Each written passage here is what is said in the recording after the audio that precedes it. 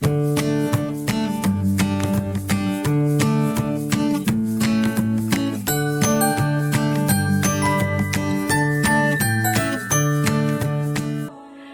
Sobat Eksis, ada yang sudah hafal belum ya surah An-Nas? Atau ada yang tahu nggak ya kandungan surah An-Nas itu? Nah, untuk lebih jelasnya tentang surah An-Nas dan kandungan dari surah An-Nas, yuk kita belajar bersama-sama dalam video berikut ini. Adik-adik, mari perhatikan bacaan surah An-Nas berikut ini bersama-sama. A'udzu billahi minasyaitonir rajim. Bismillahirrahmanirrahim. Qul a'udzu birabbin nas, malikin nas, ilahin nas, min syarril waswasil khannas,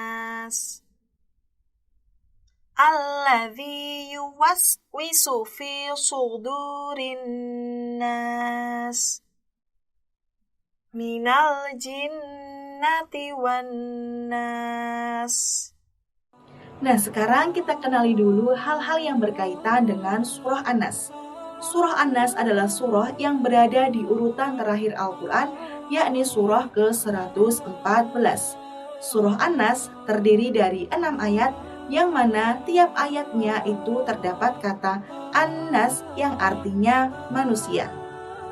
Surah An-Nas termasuk dalam surah Makkiyah. Surah Makkiyah adalah surah yang diturunkan ketika Rasulullah masih berada di Mekah dan belum berhijrah ke Madinah. Surah An-Nas ini merupakan surah yang istimewa loh adik-adik, karena surah An-Nas dengan surah Al-Falaq merupakan surah yang disebut sebagai mu'awizatain atau 2 surah perlindungan. Sehingga dengan membaca surah An-Nas, kita mendapatkan perlindungan dari Allah Subhanahu wa Ta'ala dari godaan syaitan dan pandangan manusia ataupun hasad. Nah, sekarang kita belajar tentang kandungan surah An-Nas. Isi kandungan surah An-Nas. Ayat pertama yang artinya, katakanlah Nabi Muhammad, aku berlindung kepada Tuhannya manusia. Ayat pertama surah An-Nas menjelaskan tentang perintah agar manusia selalu berlindung kepada Allah Subhanahu wa Ta'ala, yaitu berlindung kepada Allah Subhanahu wa Ta'ala dari segala kejahatan yang datang dari jin dan manusia. Ayat kedua yang artinya Raja Manusia. Ayat kedua menjelaskan bahwa Allah adalah Raja yang mempunyai kekuasaan yang tertinggi terhadap manusia. Kekuasaan Allah Subhanahu wa Ta'ala sangat sempurna. Ayat ketiga yang artinya sembahan manusia. Ayat ketiga menjelaskan bahwa Allah Subhanahu wa Ta'ala adalah Tuhan yang Maha Kuasa dan wajib disembah oleh manusia. Hanya Allah Subhanahu wa Ta'ala Tuhan yang berhak untuk disembah dan diagungkan. Ayat keempat yang artinya dari kejahatan setan pembisik yang bersembunyi. Ayat kelima artinya yang membisikkan kejahatan ke dalam dada manusia.